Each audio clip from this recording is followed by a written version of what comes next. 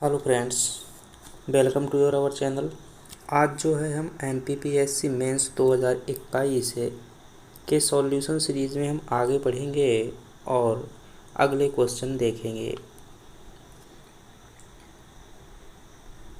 तो अभी तक हम कितने क्वेश्चन 10 क्वेश्चन देख चुके हैं पार्ट 1 के, और जो अगला क्वेश्चन हमारा होना है 10 के बाद हम अगले क्वेश्चन जो है आज देखेंगे। चलिए शुरू करते हैं। तो आज के जो प्रश्न होने वाले हैं वो हमारे प्रश्न होंगे 10 से लगा करके 15 तक के प्रश्न होंगे, यानी कि 1.10 से लगा करके 1.15 तक जो होंगे आज के प्रश्न होंगे। और आज के भी 3 मार्कर प्रश्न होंगे। हम संभव प्रयास करेंगे मॉडल उत्तर बनाने का। देखिए, कहना है और लिखना थोड़ा सा अलग होता है। याद होती हुई भी हम एग्ज़ाम में जो है सही उत्तर नहीं लिख पाते हैं, क्योंकि हमें जैसे कंटेंट की ज़रूरत होती है वैसा कंटेंट नहीं मिल पाता है। तो हम समथिंग प्रयास करेंगे एक मानक आंसर प्रदान करने का। चलिए तो शुरुआत करते हैं। और जो आज के प्रश्न होने वाले हैं उन प्रश्नों में है हमारे पास पहला प्रश्न होगा हमारे पास माचा, दूसरा प्रश्न होगा हमारे पास बरमान का मेला, तीसरा प्रश्न होगा जेजाक भुक्ति, चौथा प्रश्न होगा तुकोजीरा होलकर, और पांचवा प्रश्न होगा वो है आपका दोस्त मोहम्मद खान।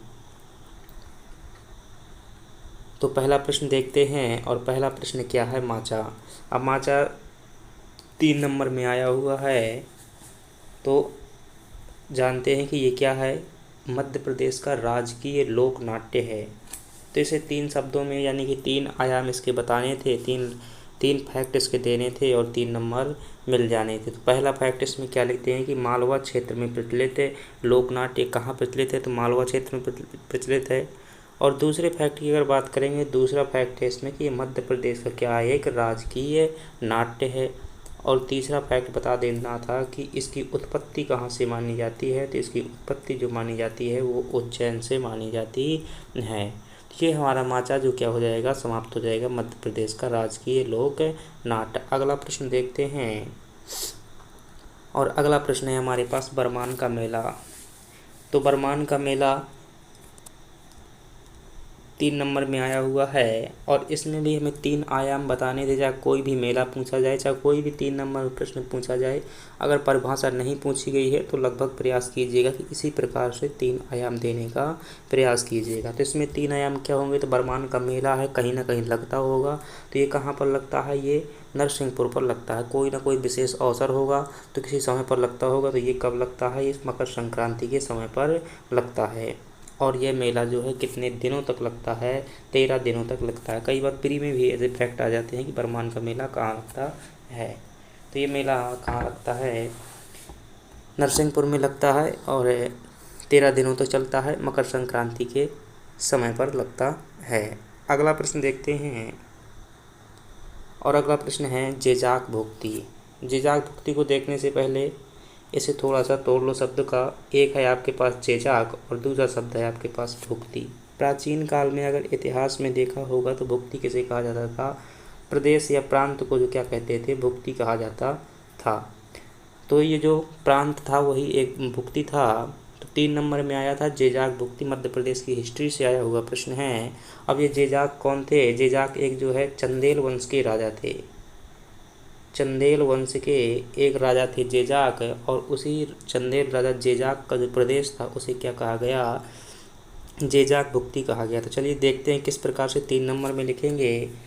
तो ये बुंदेलखंड का क्या है, प्राचीन नाम है, क्योंकि उसका शासन कहाँ रहा है, बुंदेलखंड में ही रहा है। तो बुंदेलखंड का क्या है, प्राचीन नाम जेजाक भुक्ति है। इसका नामकरण किसके नाम पर है, तो चंदेल राजा जेजाक के नाम पर इसका क्या है, नामकरण है। और तीसरा फैक्ट हो जाएगा कि वर्तमान में जो कौन सा क्षेत्र है जिसे हम जेजाक भुक्ति कहते हैं, तो वर्तमान जो बुंदेलखंड का क्षेत्र है उसी को हम जेजाक भुक्ति प्राचीन काल में कहते थे। ये आपके क्या हो जाएंगे, 3 फैक्ट हो जाएंगे, और 3 नंबर के लिए इतना कंटेंट पर्याप्त होगा। अगला प्रश्न देखते हैं। अगला प्रश्न है हमारे पास है तुकोजीराव होलकर। तुकोजीराव होलकर की बात करें तो ये कौन से वंश के शासक है, इंदौर में जो होलकर वंश शासन रहा है उसी के ये क्या रहे हैं, शासक रहे हैं।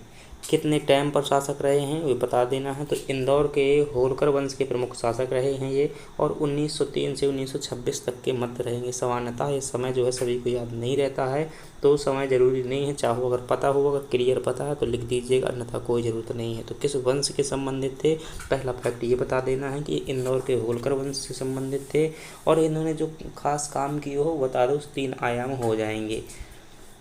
तो इन्होंने कौन से खास काम किए थे, इन्होंने जो है अपने होलकर राज्य में यानी कि इंदौर में इन्होंने क्या किया, त्रिस्तरीय न्याय व्यवस्था की स्थापना की थी। इसके पहले न्याय व्यवस्था जो है होती थी, लेकिन एकीकृत न्याय व्यवस्था होलकर राज्य में होती थी, और इन्होंने क्या की अपने समय में त्रिस्तरीय यानी कि लगभग केंद्र स्तर पर रही होगी, इसके बाद जो प्रांत होंगे और स्थानीय स्तर पर, ऐसे 3 प्रकार के इन्होंने न्यायालय की स्थापना की। उसी को क्या कहा गया, त्रिस्तरीय न्यायालय कहा गया। और इन्होंने जो है मालवा क्षेत्र में इन्हीं के शासनकाल में क्या रखी गई थी, हुकुमचंद मिल की स्थापना की गई थी, जो कि एक प्रकार क्या थी, कपड़ा मिल थी। तो ये 3 फैक्ट किससे हो जाएंगे, तो खोजीराव होलकर से संबंधित हो जाएंगे। अगला प्रश्न देखते हैं, दोस्त मोहम्मद खान, ये भी मध्य प्रदेश की हिस्ट्री का प्रश्न है और भोपाल रियासत से लिया गया प्रश्न है। तो दोस्त मोहम्मद खान जो थे ये पहले लगभग मुग़ल काल में थे ये, और मुग़ल काल में जो शासक थे जिनका नाम था औरंगजेब के सेना में रहा करते थे।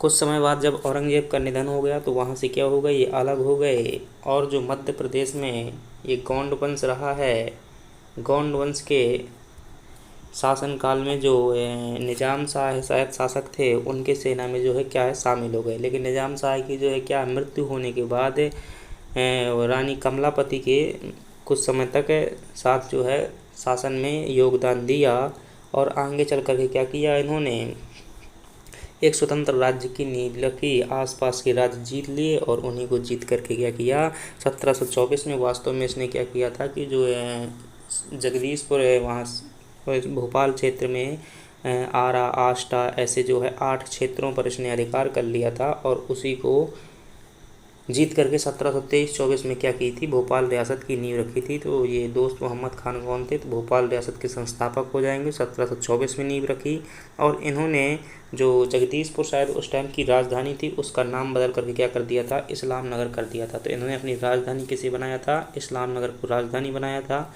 और भी इनके कई कार्य थे, लेकिन इस कार्य में से एक कार्य क्या है, इनका ये स्थापत्य वाला फैक्ट हो जाएगा। देखिए 3 नंबर में क्या होता है, एक ही तरह के फैक्ट नहीं बताने होते हैं, लगभग 3 प्रकार के विविध डायमेंशन बताने होते हैं। जैसे कि एक बता दीजिए राजनीतिक, एक बता दीजिए सामाजिक, एक बता दीजिए कला संस्कृति से संबंधित, ऐसे 3 फैक्ट। तो ऐसे यहाँ पर क्या है, ये जो है इसकी स्थापना हो जाएगा, दूसरी इसकी राजधानी हो जाएगा, तीसरा हमने क्या ले लिया है, स्थापत्य का फैक्ट ले लिया। तो इसने स्थापत्य कौन कौन सी कराई थी, भोपाल में ही फतेहगढ़ का किला बनवाया था, और 2.5 सीढ़ी मस्जिद बनवाई थी। तो ये जो फतेहगढ़ का किला है, इनकी बीबी फतेह बीबी के नाम पर ये बनाया गया था। तो ये दोस्त मोहम्मद खान हो जाएगा। आगे देखते हैं, तो आगे कोई क्वेश्चन नहीं है। इस प्रकार से आज के क्वेश्चन थे, और आज हमने 5 क्वेश्चन सॉल्व किए। इसके आगे जो है ये क्वेश्चन समाप्त हो गए, और अब हम देखेंगे 5 मार्कर वाले क्वेश्चन देखेंगे। उनमें जो है 50 शब्दों में लिखना है। तो वीडियो अगर पसंद आया है, कंटेंट अच्छा लगा है, तो लाइक कीजिए, सब्सक्राइब कीजिए और सपोर्ट कीजिएगा। धन्यवाद।